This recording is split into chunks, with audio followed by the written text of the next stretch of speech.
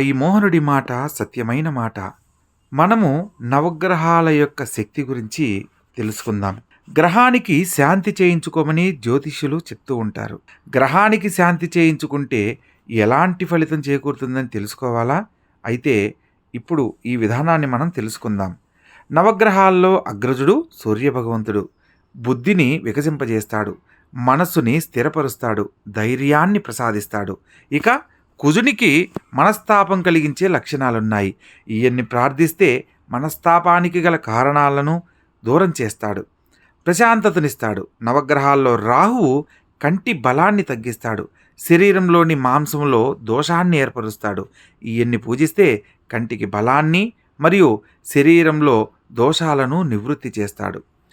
గురుగ్రహాన్ని గనక ఆరాధిస్తే, బృహస్పతిగా పిలువబడే ఆయనను ప్రార్థిస్తే వృత్తి, ఉద్యోగ, వ్యాపారాలలో నైపుణ్యతను ప్రసాదిస్తాడు. మెదడును చురుకుగా పనిచేసేలా చేస్తారు. ఇక శని భగవంతుని గురించి తెలుసుకుందాం. శని భగవంతుడు చాలా ఉత్తముడు. ఆయన జీవితంలో మనకు ఎన్నో పాఠాలను నేర్పుతాడు. ఆయన్ని పూజిస్తే ఇలా చేయొద్దు, ఇలా చేయమని జ్ఞానాన్ని ప్రసాదిస్తాడు.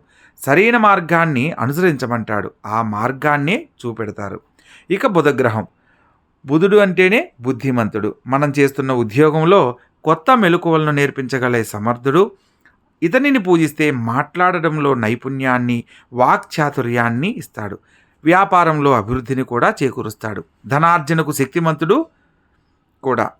కేతువుని గనక పూజించినట్లయితే తీర్థయాత్రలకు వెళ్తారు. లౌకిక ప్రపంచానికి కొద్ది దూరంగా ఉందామని దేవతా పూజల్లో నిమగ్నం చేసే ఆలోచనలను కలిగిస్తాడు. కేతువు తర్వాతి గ్రహం శుక్రుడు. ఈ శుక్రుడు శుక్రాచార్యులని కూడా పిలుస్తారు. ఈయన్ని పూజిస్తే దాంపత్య జీవితంలో అన్యోన్యతను పెంచుతాడు. సంతానాన్ని సంపూర్ణంగా ఇవ్వగలుగుతాడు. ఇక గ్రహాల అనుకూలతను గనక తగ్గిన పరిస్థితుల్లో శాంతి చేయించాలి. ఆర్థిక, మానసిక, శారీరక ఇబ్బందులు తలెత్తితే గ్రహదోషమని భావించాలి. అయితే ఏ గ్రహం వల్ల శాంతి కలిగిందనే విషయాన్ని జ్యోతిష్యులను సంప్రదించి వారి సూచనల మేరకు ఆ గ్రహానికి శాంతి చేయించుకోవడమే గ్రహశాంతి అంటారు. విన్నారు కదా? మరొక అంశంతో మళ్ళీ కలుద్దాం. స్వస్తి.